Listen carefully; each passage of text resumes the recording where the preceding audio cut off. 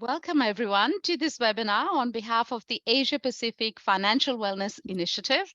My wonderful colleague Anna and I welcome you to this session, which is all about celebrating Refugee Week in Australia under the title of Finding Freedom. Many of us can relate to that concept of coming to Australia to find freedom, and we have a wonderful panel which is going to discuss many aspects of what that feels like. But before we jump into the discussion for today, I'd like to start by acknowledging that I'm coming to you today from the lands of the Wurundjeri people of the Kulin Nation, and I pay my respects to their elders, past, present, and emerging. So on to the topic of finding freedom, refugees and migrants to Australia. I hand over to Anna. Anna, go for it. Thanks, Vinita. Well, it's great to be here today talking about something, such an interesting topic, particularly in the context of Refugee Week, with that theme that Vinita mentioned, finding freedom. So we have a great selection of panel guests today, and there's a lot of experience, I think, that's in this panel. So I'm looking forward to going through some of these questions, but also just getting into some introductions to learn a little bit more about each of our panelists and why this is a topic that's so important to each of them, and sort of the experience and perspective that leads to some of their thoughts on this area. So I'll introduce everyone just by name and then hand to each of them to give us background in terms of what they're focusing on at the moment, and also just their background and why this topic is something that is important to them. So on the panel we have Professor Sherman Young, Mohammed, Yassin and Jamie Terzi. So Sherman, I might start with you, as if you could introduce yourself and just, as I mentioned, let us know kind of what you're doing at the moment and why this is a topic that's important to you. Oh, look, it's always lovely to go first there, Anna, so thank you. So I wear a couple of hats, I think, in this conversation. My day job is Deputy Vice Chancellor Education and Vice President RMIT University in Melbourne. And part of my portfolio is really thinking about what we call the IDEA approach, or the IDEA framework, to ensure that inclusion, diversity, equity and access are an integrated part of everything we do at RMIT. So our approach is really to say that everything needs to be inclusive by design for everyone, everywhere, all the time. It's really, I suppose, a philosophical view that diversity and inclusion is not something you bolt on, but it's something you start with, and you start thinking about that from the get-go. So that's a framework that we're rolling out across the university, across students and staff and the broader community, and very much part of my remit is to champion that across the institution. So that's one hat that I'm wearing. The other hat I'm wearing is as chair of the board of Spectrum. And Spectrum is a migrant resource centre in the northern suburbs largely, but also in the west of Melbourne. And we've got a long history of supporting migrant and refugee communities through all stages of their journey and settlement into Australia. So I guess I have both the educational kind of lens that I bring, but also the broader community lens and supporting my colleagues at Spectrum to ensure that our clients get every support they need through their journeys. I really like this idea you mentioned that we might come back to later around starting with inclusion rather than thinking about it later. And I think that's something that, inclusion's often this term that just gets thrown around a little bit. But if you think about it as core to the design of solutions, of education programs, that means you can actually start in the right direction rather than trying to sort of backtrack and fix things or change things that weren't really set up with inclusion in mind. So something that we might come back to, but I think that's a really great starting theme for the discussion as well when we think about inclusion as a concept, but also, appreciate the way that's informed your work as well. Mohammed, did you want to go next? Sure, thanks for that, Anna, and Vinita for inviting me today. So my name is Mohammed Yassin. I'm dialing in from the land of the Wurundjeri people in north of Melbourne. I also wear a number of hats. I'm a father of 3 kids, but kind of relevant to this discussion. I arrived to Australia as a refugee about 20 years ago, and really kind of went through settlement journeys, went through the education, then employment, volunteering, all sort of things. Did my VCE in a regional town, Chairperson, and then moved to Melbourne, did biomedical science at Melbourne Uni, and went to do a bit of research, nearly finished a PhD in cancer research before moving back to community and community development and youth work, where I've been working in kind of the non-for-profit space and government space for the last about 10 years now. Through this work, try to use my lived experience, but also the expertise that I've gained to really kind of give back and try to work with the available systems and structures in place to create solutions. So through that work over the last few years, so I was a commissioner on the Victoria Multicultural Commission for 2-3 years, and I also now sit on the board of the ECCV, the Ethnic Communities Council of Victoria, which is the peak advocacy body representing multicultural community organizations in Victoria, and a number of other board memberships and advisory roles that I play.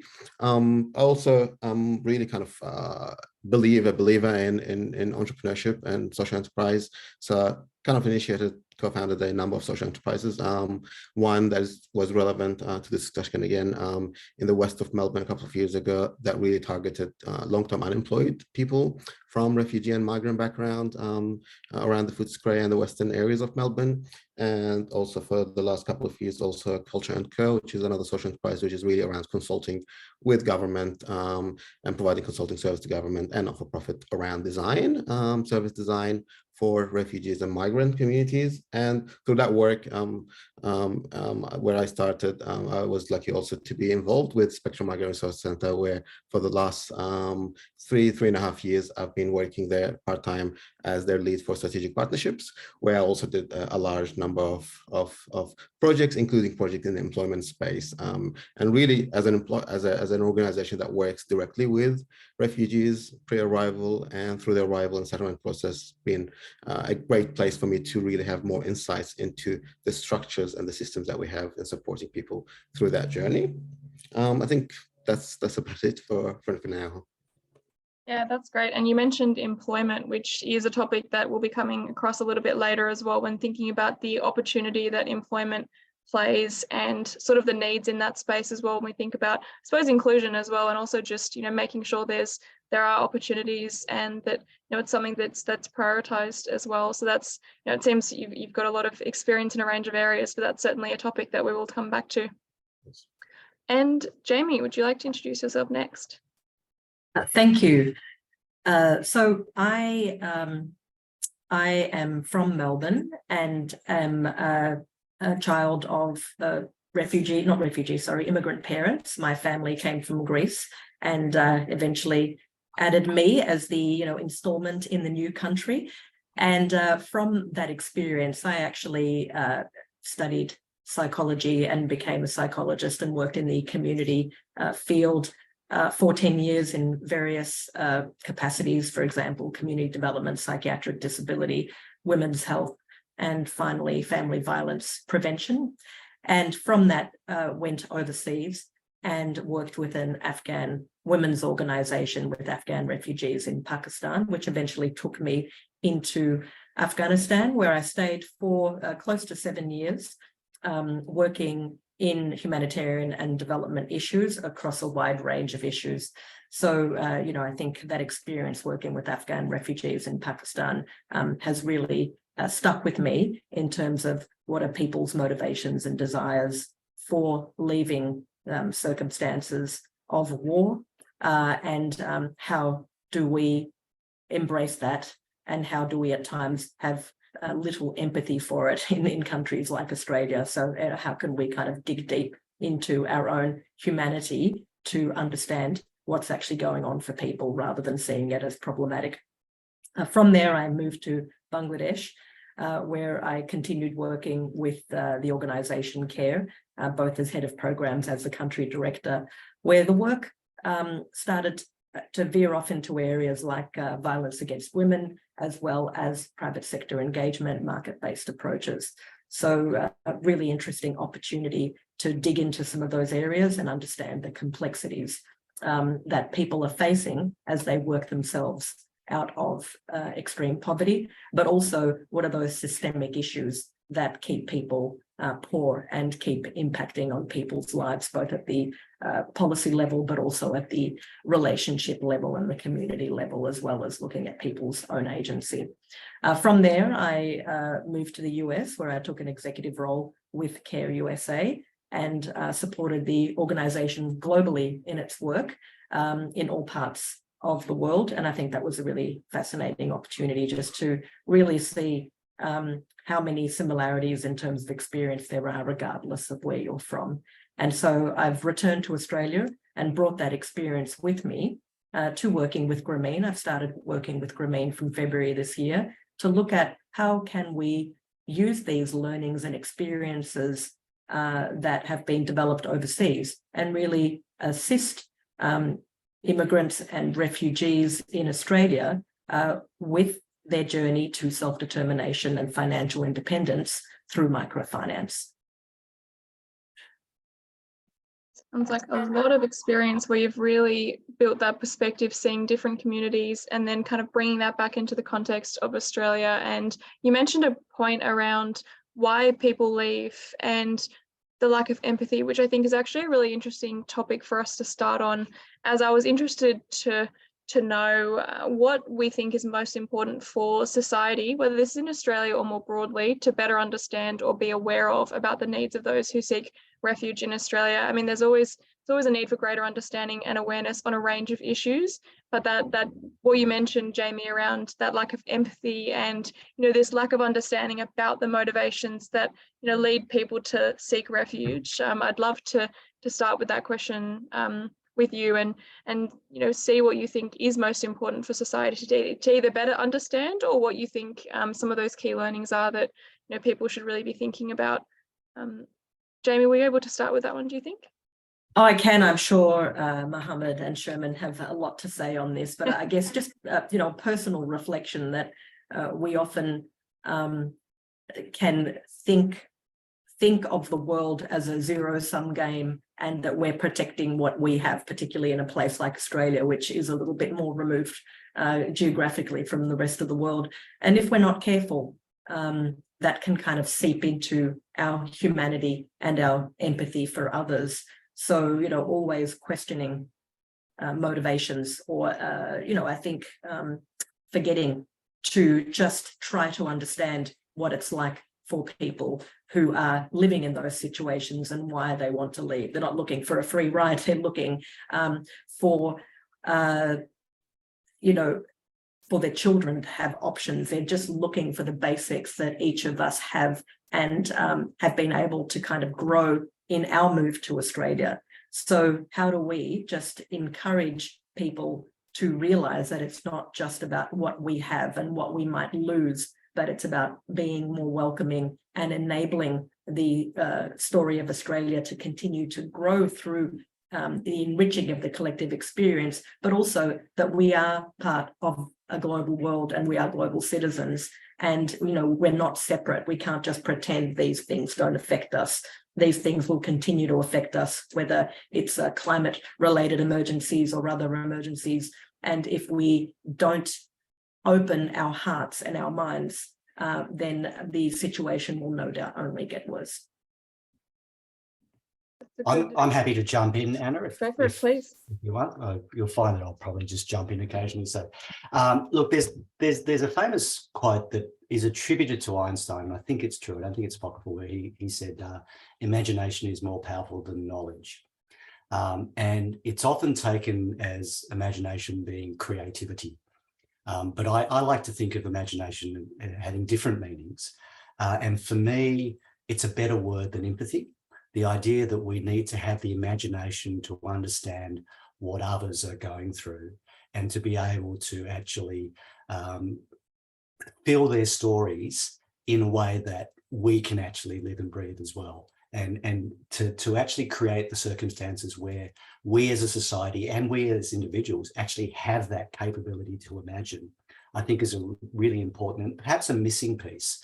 Because we tend to use the word empathy and we have to empathize and stuff, but that's fine. But if we don't have the actual capability to actually think outside of us, to Jamie's point, to think outside the constraints and parameters which our daily lives kind of kind of create for us. If we don't have the imagination to transcend it, then that becomes really problematic.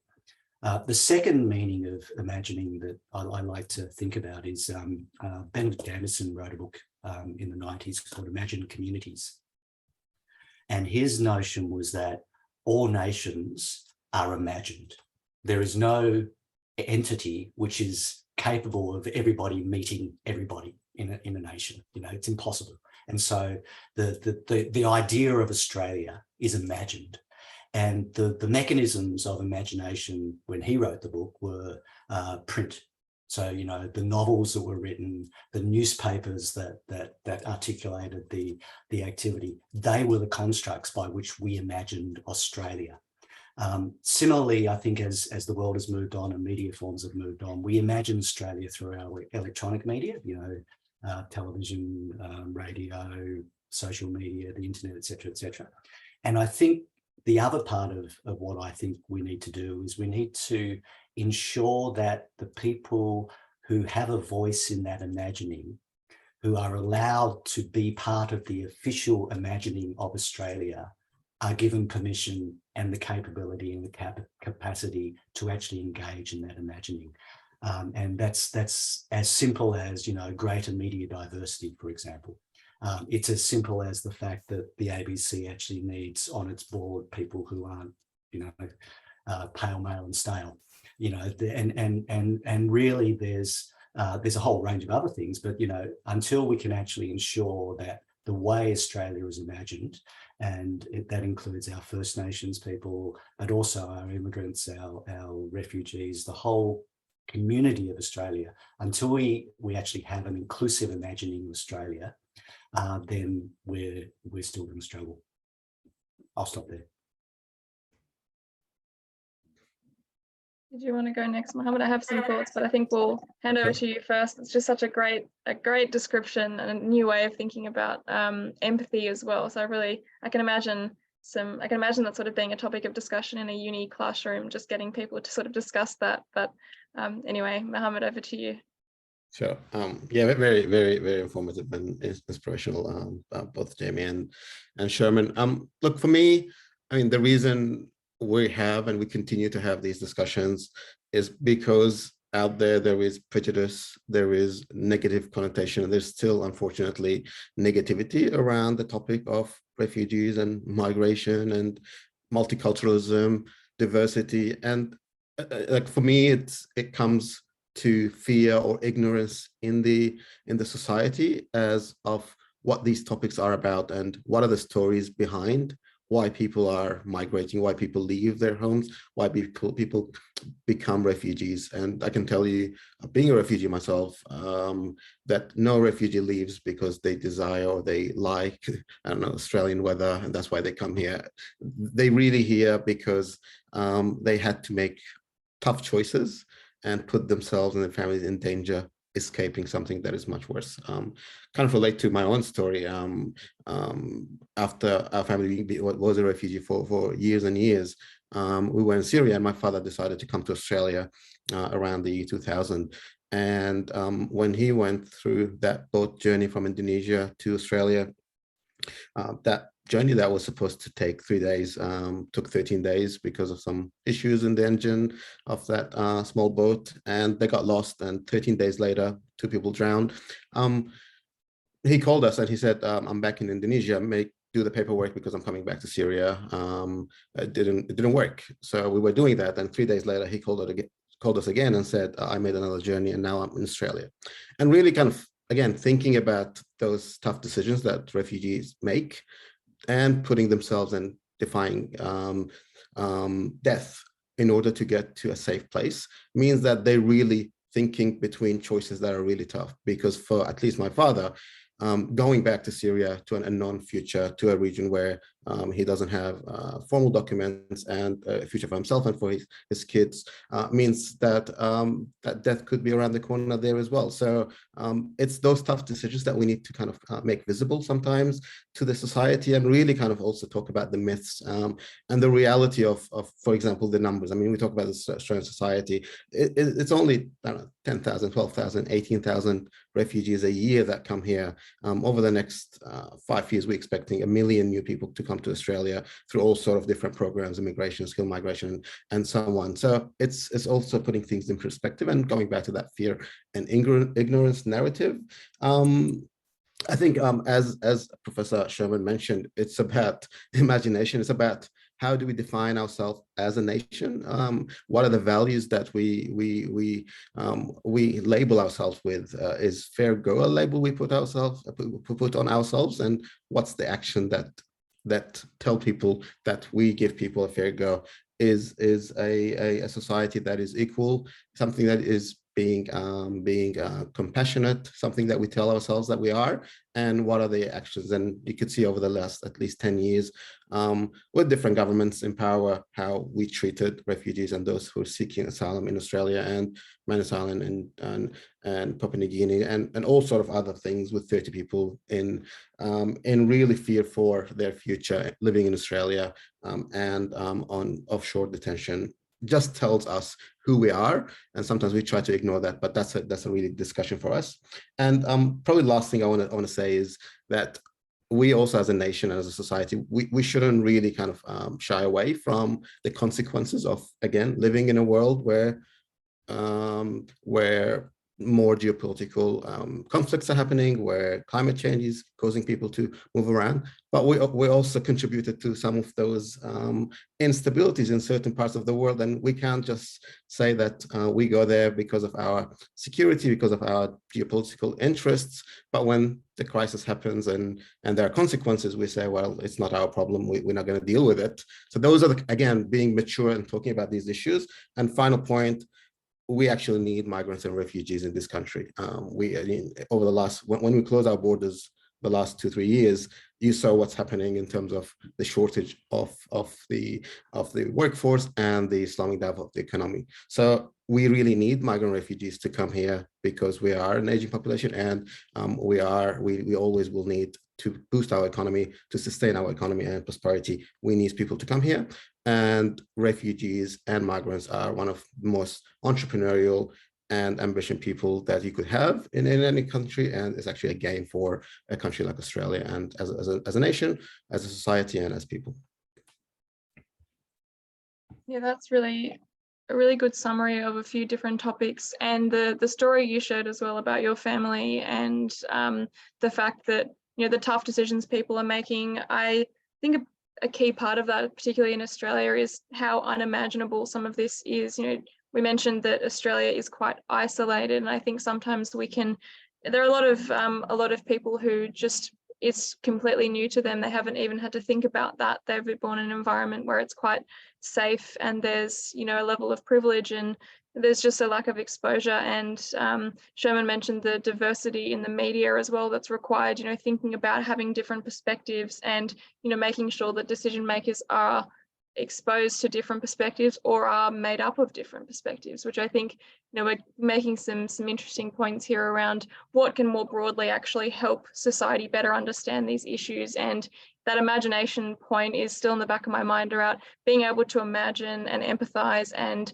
think about these issues, particularly when we think about, you know, what don't we understand, what feels new to us, what are the advantages? And I think that will lead us quite nicely to the topic of employment as well. And I actually might jump ahead to that question. I was going to ask a little bit later, but I think it works quite well now when we think about the role of employment. And, you know, you mentioned that the skills that refugees and migrants have, Mohammed, and particularly thinking about the contribution they can make in society. And I'd love to explore that a little bit more when thinking about the challenges, firstly, that refugees typically are facing when they're seeking employment, but also what support can be offered, and just the value of employment as well more broadly. Thanks for that. Look, maybe I'll start with the last point about the value of employment. Sometimes we think of employment, especially in a very stable, safe, and predictable environment as just kind of a monetary value for what you do. But really, I think for a lot of refugees who've been through tough times, who've been through instability, who've been through multiple environments and sometimes wars to get here, it's really about feeling valued.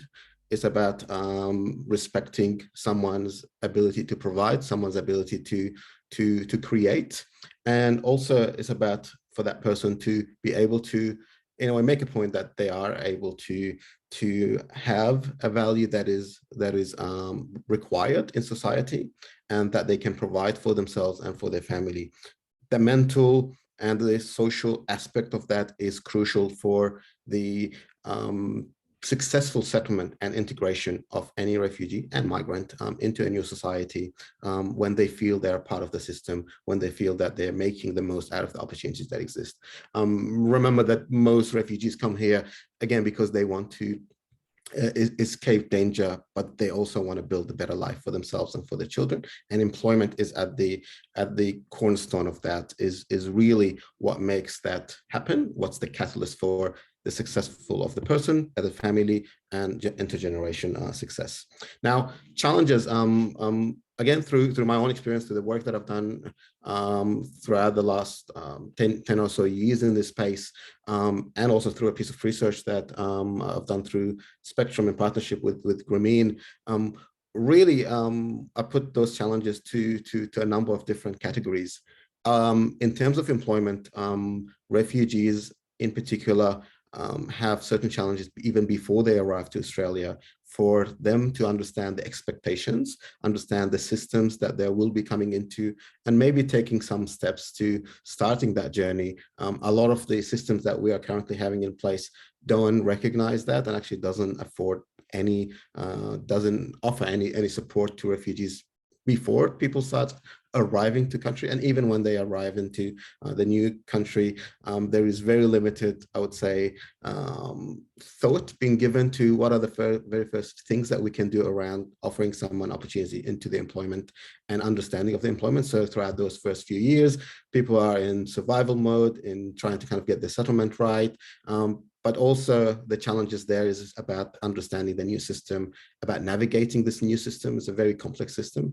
I feel like even if someone who's born and raised in the UK comes to Australia, they'll take them probably months, if not years, to really fully understand how the Australian system works. So that's also a challenge. So imagine having someone who has little English or no connections in a new country and no understanding of a totally different Western way of doing things, coming to a new society and trying to figure out how to survive, deal with the mental health and the trauma that they bring with them, build a new life, get housing and financial security, at the same time try to kind of really apply for jobs and provide for themselves and their families. And I think finally it's really about that longer term, and things that really kind of Sherman is talking about is like that real integration into society and progression, and really kind of thriving in the society for a lot of refugees requires us as a society to dig deeper into aspects of our inclusion, aspects of how diverse we really are in terms of not just our entry-level jobs, but really as you go up on boards, on executive management and leadership, and also in media and in that political representation as well. It's like, how do you then take some of those issues and some of those people and really allow them to have a voice in spaces where their voices have never been heard, or heard but not really acted upon? Absolutely. And you've touched on the aspect of, thinking about the experience of someone trying to build financial security as well, which is a key component. Of course, employment, providing income makes sense to be a key point of value, but also the security and the independence that provides being so essential to someone feeling that they've got the autonomy as well, but also being able to support one's family and feel that they're building that future. And I think in the topic of financial security, and then thinking about financial services as a sector, and the opportunity for, Jamie, you mentioned microfinance slightly earlier as well, and the work that Grameen's doing. It'd be great to understand a little bit more from you in terms of how refugees' needs can be better supported, particularly when thinking about products and services that can support specific segments of the market, such as what Grameen offers with their services as well. Yes, thank you, Anna.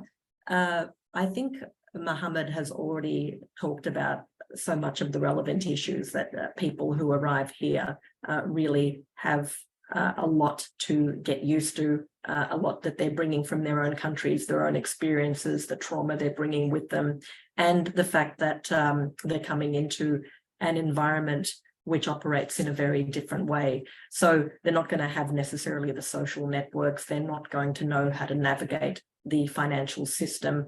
They will come with no credit rating, with no history. They need people to help them understand how the system works. They need people to take a risk on them when they don't have things like those credit ratings or a history in the country, and need people to enable them to use that entrepreneurial spirit that they no doubt have because of everything they've been through in life. So I think, what is typically required is going to be higher touch, that there needs to be that kind of human connection and support, regardless of what type of work and services are provided. And in microfinance, I think that ability to just get, in a sense, seed capital to start with your idea, to take that first step into a journey where you can provide for yourself and your family is really important, because for many people, employment is what they want, but there are lots of people who will not necessarily want employment in a typical job, but will want to start up their own business, their own micro enterprise. And I think we need to enable this, because not only does that provide for them, but it supports communities, and also hopefully provides jobs in the long term as well. So I think that's where microfinance comes in. It supports and enables us to take a risk on people who need that support, so that they can then take that step into that journey of self-determination. And a point that I really like that you yourself and Mohammed have raised is this idea of the skills that these people are bringing to the country. They've faced a lot of adversity already. They've already got so much that they've gone through and experienced, and they by nature have that extra perspective and potentially some unique skills that make great businesses. And we've seen a lot of businesses that have been case studies shared by Grameen and the likes of Global Sisters and similar types of organizations, where you see these micro businesses with really great ideas that the market is really interested in. And I think that's a really useful step when thinking about what individuals can also do to support this sector, is in engaging with these businesses and thinking about where can they buy presents from, or where can they look for different needs, things they're buying already. Is there an opportunity to support a micro business? And I think sometimes society can feel there's what can they do personally to contribute, but on a consumer level, this provides an opportunity for buyers of goods to actually support quite an important sector. And I think just to add one thing to that, sorry, Sherman. No, you go, Jamie. No, I was just going to point out that I know a lot of the women who've received loans from Grameen, for example, have provided services and support to their own communities. So that builds that community cohesion, reinforces cultural practices. So it's not just attracting support from the broader community, it's also about how they're engaging and strengthening their own community as well. That's all.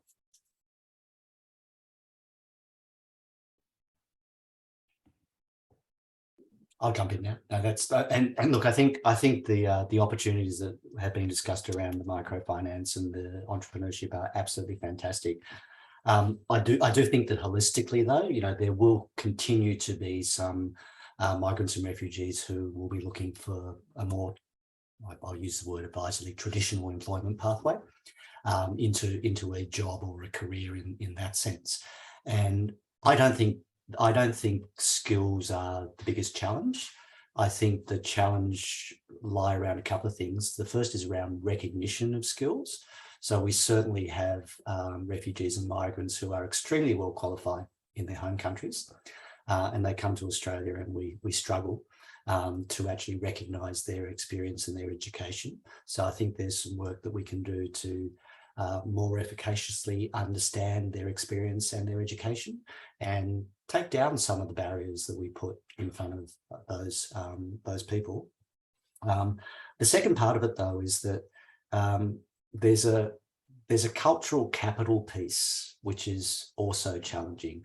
And certainly in the international student space, for example, you do see, and I have to confess I don't have data, I've got anecdata, but you do get a sense that the whole process of, CV application, interview, etc., is not one that is a comfortable journey for those who aren't deeply embedded in the culture of how we do things and the language of how we do things and the approach of how we do things. So there's a whole piece around how we actually work to improve the cultural capital so that people can actually succeed in those journeys and processes which are quite different from what they may be used to. And Mohammed alluded to this when he was talking about the journeys that we need to understand. That's not to say that we shouldn't change those journeys. We should as well. We should also be more open to different hiring processes, different ways of attracting and retaining talent, and understanding the different skills that people bring to particular roles. But it's almost like we got to approach this challenge from both sides. The other thing, and again, without sounding a little bit like a broken record, there continue to be inherent biases in expectations. And we lack the imagination sometimes to go beyond those. And, I know, was it 3 weeks ago that the New South Wales opposition spokesman for multicultural affairs called the MP for Cabramatta a caterer because he was Vietnamese. And there was, this kind of inherent expectation that because you're from a particular ethnicity, then that's your particular kind of professional outcome. And it may have been meant as a joke, but irrespective of that, the kind of like inherent kind of understanding is really problematic.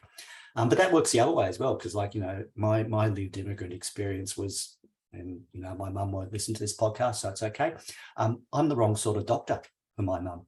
I have a PhD, not a medical kind of qualification, and so there's that other expectation, and we need to support our migrant communities and the generational change where the children of and the diaspora might actually have different expectations from their parents, and how do we understand that and support that diversity? And for example, there's a really thriving Vietnamese Australian literature emerging that really tells those stories really well, and you can see that the first generation refugee families had particular challenges which admittedly haven't yet been overcome, but then the second generation have different challenges. And how do we actually support that diversity as well and really understand that our refugee and migrant communities aren't monolithic, they are diverse in themselves, and we need to have that breadth and depth of imagination to really support that diversity of people. I like the point about changing expectations, because that happens generally, right? You've got new generations focused on different topics, more passionate about different areas, more engaged with different scenarios, potentially showing greater imagination or more opportunity to have that greater imagination based on the greater opportunity to have exposure to different forms of media. You mentioned, Sherman, the changing ways in which we engage with the media rather than it being print. You've got online sources, you've got a further breadth of knowledge you can potentially access if you have the motivation to. And I think again comes back to the value of diversity in the sources that are provided, particularly in the mainstream, the things that people are engaged to the most. How can we make those more diverse? I think that's always a valuable point to mention. But something I wanted to expand on is you mentioned the difficulty of the cultural capital and the fact that in the hiring process. I just think this is a really interesting point around the hiring process for more traditional roles or for employment generally. It's already by nature so subjective, and there are studies that have been done in countless countries around the different names people have, and if you apply with a non-Western name, you're more likely to be dismissed potentially by AI, but also by the hiring managers and the recruitment specialists. And already there are these barriers that are in place at a base level, and then you get the interview experience where there are already these expectations, there are already these biases that exist. Is there anything you think that employers or people who are looking to hire staff members can be thinking about to make that a little bit more of a fairer playing field? Is it, I mean, it's a challenging one to address just given the nature of hiring itself, but what do you think can be better done to have more flexibility or just a slightly more inclusive approach, do you think? Yeah, and look, there's kind of baseline things which people should do, but we don't, and they include, anonymous applications so that you don't have the bias of the name. They include, making sure that the recruitment advertisements are written in a way that are attractive and appealing to a broader range of applicants and not either gendered or culturally kind of like constrained. The bigger challenge, I think, and this is kind of and I don't have an answer for this one. This is one that is challenging. Is I'll use anecdotes, so apologies, I don't have real data here, but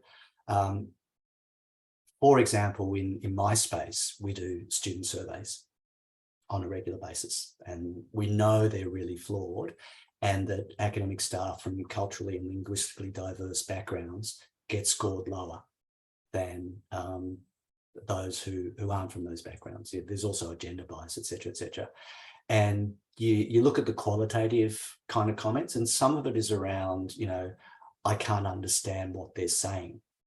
So there's kind of like there's a language challenge which is part of the cultural capital, and I take a positive approach to that, and I actually say, well, it's actually incumbent upon all parties in the communication to make the effort to understand the communication. And if I can't understand because of a different accent or a different grammatical structure or whatever, it's just as incumbent on me to make the effort to try and develop the way to parse that as it is on the speaker to kind of communicate in a way. And it's not a one-way thing. It's not just up to the speaker to do everything. It's also up to the listener to engage as appropriate. Now that's a tricky thing to say to people, to say to an employer,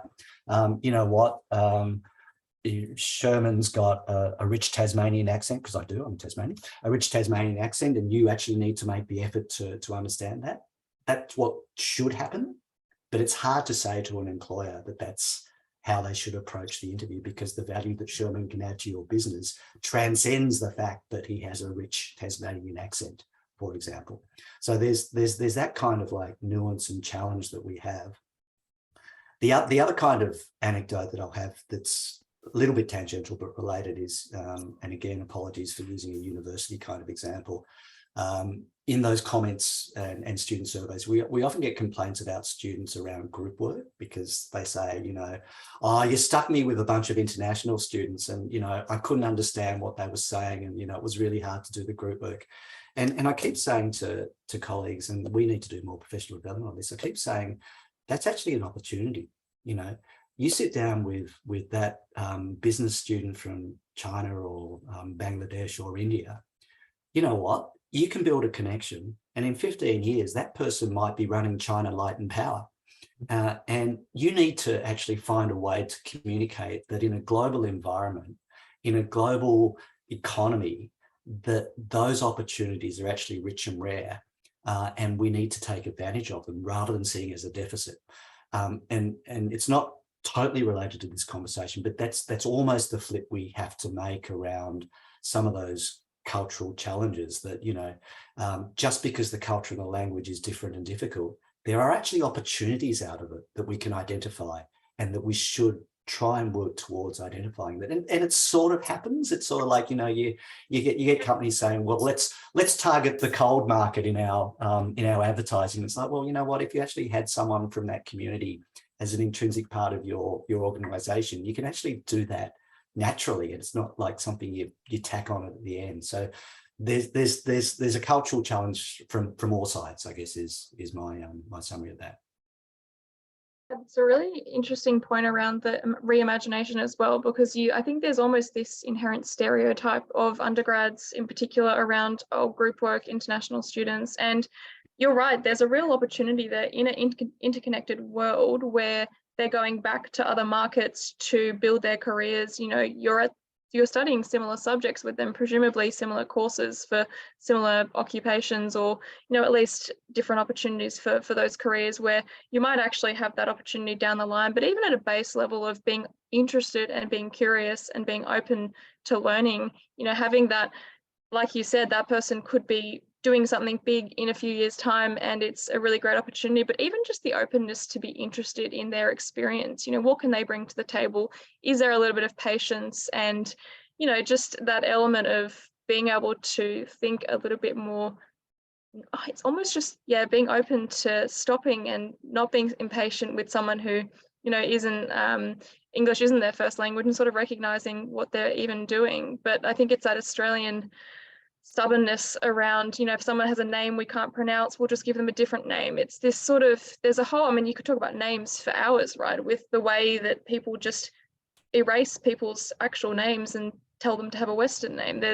Or they give them nicknames that they didn't ask for. But I really like this idea of thinking about it in a new way as the world is connected. Okay, I've got a group work project with someone who's from overseas. What can I learn from them? What can I teach them? You know, what kind of relationships can we build here? So I think these student surveys are a really interesting example, and something that, you know, is certainly, I can imagine you've seen a lot of different verbatim comments that you know, have led you to think about new strategies and new ways to hopefully encourage students to just reframe the way they're approaching these projects. But I can also see the challenge in it as well. I was going to say, you probably know as well as I do, Anna, encouraging students to do particular things is not easy. But you know, maybe it's something that organisations like Spectrum can do better with as well. Like, you know, how do we build those connections and look for opportunities as much as hurdles. Absolutely. And I think my final question is sort of a bit of a wrap-up question when we think about the Refugee Week theme, which is finding freedom. And one of the focuses on this, or for this theme, is harmony and togetherness. And I thought it'd be a good topic to maybe end on, or sort of start our wrap-up around the topic or the concept of freedom and what it means to be free, and potentially tying in that inclusivity point as well, you know, what it means to be part of a community that is potentially exhibiting more of that imagination, more of that empathy, more of that interest in the value of this sort of multicultural community. But yeah, would love to sort of discuss that theme and, you know, touch on freedom in particular. So Mohammed, I might start with you on this one. Sure, thanks for that. Finding freedom, very loaded phrase, especially around the topic of refugees. And when exactly do we find freedom, if ever? Not just refugees, everyone, and that kind of feeling peace at last. For me, really, the word freedom is really around stability, is around security, is around that feeling that you're no longer need to fear the future and what could happen next day, next hour, next month, sometimes next decade, because you never know, and you're in that constant cycle of thinking of what you're doing today, but thinking what could happen in the future, because you don't have the right paperwork, or you're living in the wrong place, or you're undocumented, or you're on that journey. But at least kind of talking about things that we can do here in this society for us, it's really about freedom of financial security and what we can do to allow that to happen.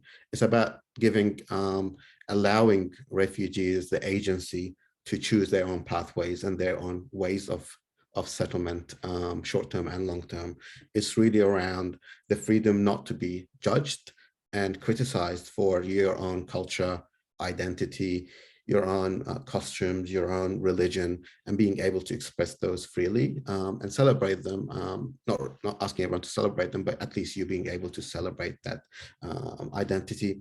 And really, for me, kind of this is something that is very important for me, as I do, and I love really the positive and the solution focus and strength-based approach that Dr. Sherman is talking about, and Jamie, is really around freedom not to be reliant on the structures and the systems that we have in place, because we think these are the only and the right ways of doing things. So for that could be really kind of for both individuals and communities, is around really that self-sustainability, that self-efficiency, and being self-sufficient in choosing and doing things. So as individuals, is really choosing the right, or having access to the right career pathway, that pathway that gives you sustainability and gives you, I would say, meaning, and gives you reason to do more and be thriving, or the opportunities to build social enterprises or entrepreneurial ventures. But also as communities, is really how do we create strength-based programs and pathways for communities to also be self-sufficient and be able to self-sustain themselves by building capacity within those community and building community organizations and building the social infrastructure that allows those communities to thrive and support each other without the need for us to always be there to provide them with guidance or funding. So for me, it's freedom is very loaded, but it's at the core of it is about humanity, and it's about us understanding that a person's right and a community's right to exist and choose is something that is inherent to the values that we hold. Absolutely. And yeah, you're right. The right to be here and to exist and to have your own identity and, you know, be able to celebrate that. I think that's really a great thing to think about, because it's not just coming here and conforming and being the same as what we deem to be the right or the norm or the comfortable majority. It's about authenticity and being able to be yourself and be true to your culture as well. So I really like the way you've positioned that, and, you know, your point about stability and security, of course, that has profound impacts on, I'm sure Vinita could speak about the impacts on mental health and health more broadly, but it's a really great summary there. So thank you for that. Jamie, did you want to go next and touch on what, you know, maybe some of your learnings as well from, you know, living in so many different countries? I'm sure you've learned so much about what freedom means for different communities, but any thoughts you have on this just as a topic for the Refugee Week, and also just that inclusivity and togetherness as a theme as well? There's a lot there, so I might just do some free range reflection if that's okay. Yeah, please. So I think all transitions require adjustment, particularly when you're moving country, especially as a refugee. And we need to think about that more deeply and what a huge impact that is on people's lives. And that whole notion of being free to be yourself. I think what we sometimes forget here is that, one, this is not just an issue in Australia. It's exactly the same in many other countries. It's not unique. And especially in a country, and most countries are like this, but where you have a very dominant culture, I would say almost a bit of a monoculture in a place like Australia, that there is a very high pressure for people, frankly, to assimilate.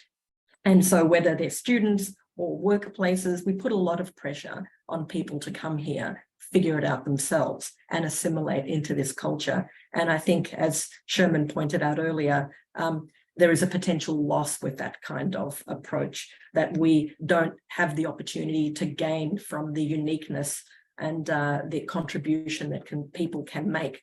So how do we, as a workplace, as service providers, reflect on our own culture, our own systems, our own processes to enable more inclusivity and to allow people to actually be more authentic? We need to reflect on those practices. We can't just keep putting it on others to assimilate into the systems we have in place. So that's just a reflection that I had, that for me feels like it's important regardless of which part of the picture you're looking at, because the journey is hard, and we need to respect that journey and to respect the richness of people's lives, not just have them become completely Australianized or Americanized, you know, when this is such a dominant culture, you know, the Western kind of culture that we currently live in, and really benefit and enrich the whole country.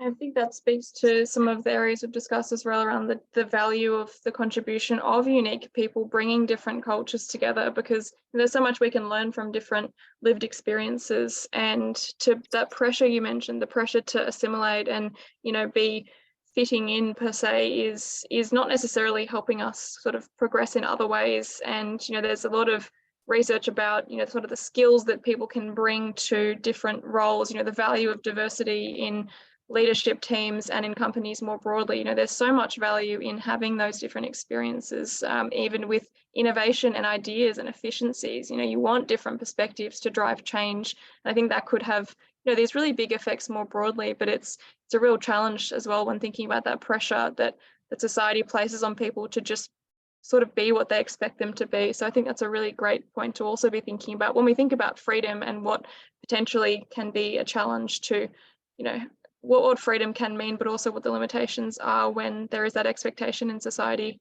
So thank you for sharing that as well. Now, finally, Sherman, did you want to give us your thoughts on this theme? Thank you, Jamie. Thank you, Jamie, because I think I totally agree there. And the grammar police will haul me up, but I like to think of Australian not as a noun, but Australian as a verb. And the idea that it shouldn't be this fixed state of a dominant culture, but it should be a moving, dynamic, evolving state that we all contribute to. But I don't know that we're mature enough to quite articulate that in a way that's welcoming and embracing of all. But yeah, no, I totally concur with that. The other point I was going to make was I think that freedom and thank you, Mohammed, for all of those, that kind of nuanced understanding of the dimensions of freedom. And across all of those dimensions, I think freedom for me is in reality correlated with opportunity. And that's something that whilst it's lovely to be able to say, oh, I'm in Australia and I'm free and I have economic freedom and freedom of speech and freedom of movement.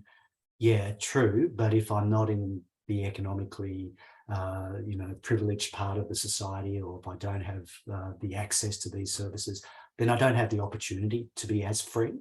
And I think we need to actually unpack, if you like, the absolutes of freedom, because they're not absolute. There are degrees of freedom, and how do we ensure that our migrant and refugee families have actually increasing degrees of freedom by providing them the opportunities that everyone in society should have. So that's kind of my reflection on the freedom question. That's a really good point to finish on as well, the opportunity, because we've been speaking about as well the value of the opportunity and I guess we've unpacked as well the word freedom itself. We've mentioned that it is loaded. It is something that is hard to go, okay, I've ticked the box, I'm at a state of freedom, or what is it that contributes to you feeling free compared to someone else? There's culture, family, expectations, all kinds of variables there. But yeah, the opportunity and the fairness of the opportunity, I think, is a really great point. Vinita, I might hand over to you to conclude our session today. There's so much we've discussed. There's so many great topics that we've covered. So I'd love to hear your concluding thoughts for this. Sure. Thank you, Anna. And thank you so much to each and every one of our panelists. I've taken so many notes, so many gems that have come from each one of you in terms of your reflections. And if I may be really cruel and summarize it all in a couple of sentences, I guess what we're talking about here is freedom and the opportunity to make your own choices at the end of the day.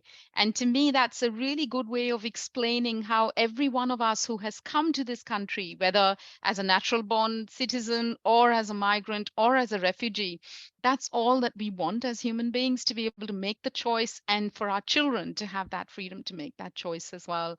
So at the end of the day, the way I reflect on this is that these are wicked problems.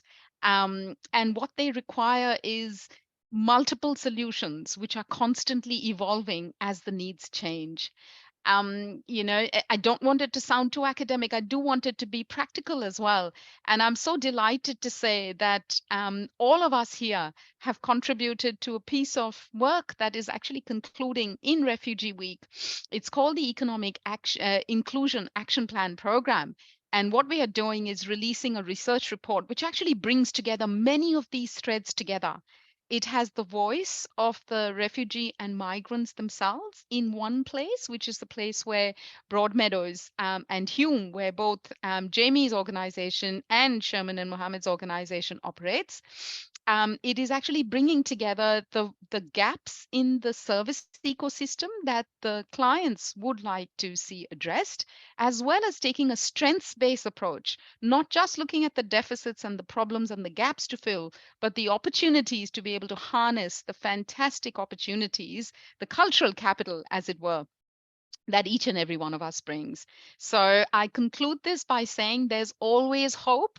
And to me, in releasing this report, our hope, all of us together, is that this can inform every person who picks it up and reads it in terms of practical ways in which they themselves, within their own context, can help refugees and core migrants to feel more free. And I end today's discussion on that, once again thanking every single one of you and wishing you happy Refugee Week.